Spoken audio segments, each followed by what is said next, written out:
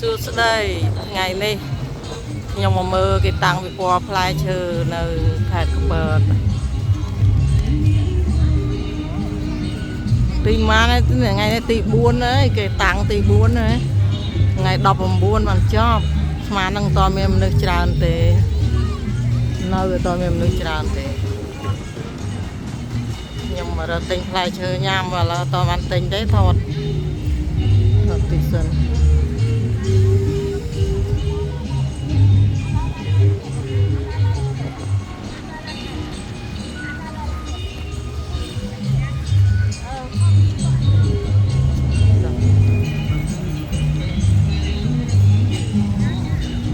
មកទិញផ្លែឈើយ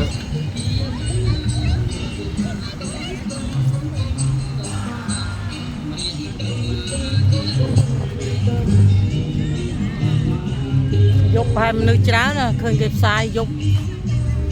ដើមចុះឲ្យពួកខ្ញុំមកដើរថ្ងៃហ្នឹងណា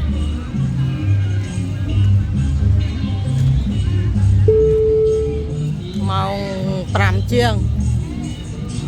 ម៉ោង5:15នាទីពេលនេះអត់មានមនុស្សទេផែគេមកលេងយប់ហ្នឹងដើរមើលតិចអូផ្លែឈើសាច់ណាបើមានទៀបទៀបទុរេន